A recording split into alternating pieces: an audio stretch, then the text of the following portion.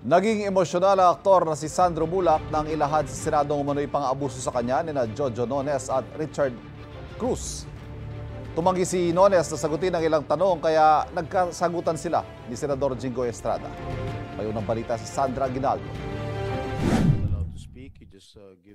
Sa pagharap ng aktor na si Sandro Bulak sa pagdinig ng Senado, kitang hirap siyang magkwento tungkol sa dinanas umanong sexual abuse. Pagdating daw niya sa hotel room, nang inireklamo niyang sina Jojo Nones at Richard Dode Cruz. Pagpunta ko po ng room nila, nga po, nakita ko po si Sir Jojo at si Dode Cruz. Si Dode Cruz po lasing na. Pinakilala po ako ni Sir Jojo, so tumayo po si Dode sa bed. Tapos pinakilala po ako ni Sir Jojo na si Sandro to, anak ni Nino, magaling na artista to, magaling na kontrabida to, ikakas ko to soon. Kasunod nito, inabutan daw siya ni Nones ng wine at pinasinghot ng aniyay white substance. After ilang minutes po, hinila nga po ako ni Sir Jojo sa kama. Then, si Dode Cruz po, tinanggal po yung polo ko. Hindi na namin isasahing papawid ang detalyado at sensitibong kwento ni Sandro. Maging si Senador Jingo Estrada, pinutol na ang kanyang testimonya. Sobrang laswa po kasi it's gonna be... It's okay. We understand. They took turns. Yes po, Your Honor. Okay, stop na. Sabi ni Sandro, nang gusto na niyang umalis, tinangka pa umano siyang pigilan. Actually, Your Honor, bago pa po ako umalis, ayaw pa po nila ako paalisin. Gusto po nila magstay po ako dun hanggang check-out time ng hotel. Hinihila pa po nila ako. Tinatanggal pa po ni Jojo yung sapatos ko. Gusto niya pa po ako pahigain.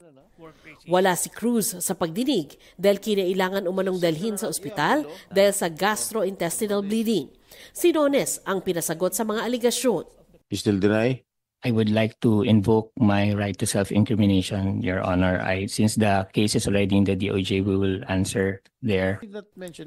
Gamit din ang karapatang yan, hindi sinagot ni Nones ang marami pang tanong ng senador. I don't think it is fair and proper that you detain me just because I invoke my constitutional right to self-incrimination, Your Honor. I am asking you a valid question. Wala pong pilitan, hindi naman po tayo korte, Your Honor. And I invoke my right to self-incrimination because I don't want to answer details of the case, Your Honor. This is already part of our defense. But the question that I'm asking you is not an incriminating question. Pero sabi ng ama ni Sandro na si Nino Mulak, umami na umano ang dalawa, kaya siya pumayag na makipagkita sa kanila noon. I don't understand kung bakit biglang all of a sudden iba na yung storya nila. That was the main kaya sila nag-sorry, kaya kami nagkita because they wanted to say sorry because they thought it was okay. They thought it was consensual. Did you apologize? Yes or no?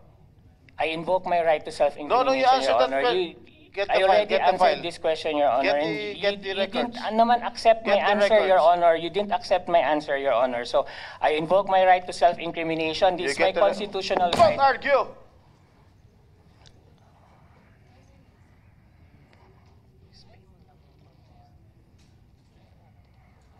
Ikaw na nga ang ikaw pa mayabang dito. Hindi po ako mayabang, Your Honor. May mga karapatan din po akong constitutional. Alam ko, I know your rights. And yet you have detained me for 8 days, Your Honor. I will still detain you.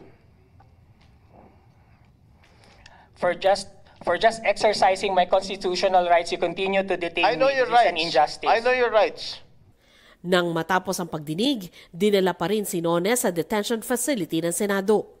Pagdidiin ni Senador Robin Padilla, Chairman ng Senate Committee on Public Information and Mass Media, ang pagdinig tungkol sa mga pang-aabuso sa showbiz ay ginagawa para makatulong sa pagbalangkas ng kaugnay na batas. Kami ay walang pinapanigan dito. Kailangan namin makagawa ng batas. At nasa inyo naman po ang pagkakataon na matulungan kami sa mga simpleng tanong.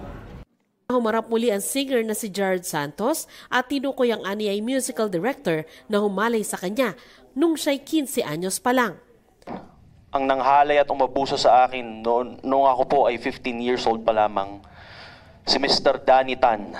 Nagpasalamat din siya sa GMA Network sa pagsibak nito sa sinasabing humalay sa kanya noon. Isa pong kaluwagan sa akin ngayon na malaman officially na mayroong ginawa ang GMA laban sa taong aking inakusahan 19 years ago.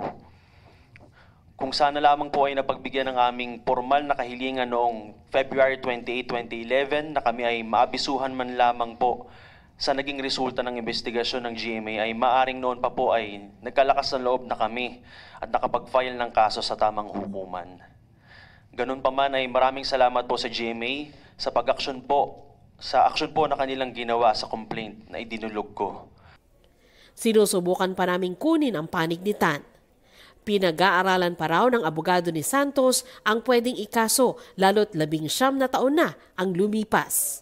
Ito ang unang balita. Sandra Aguinaldo para sa GMA Integrated News.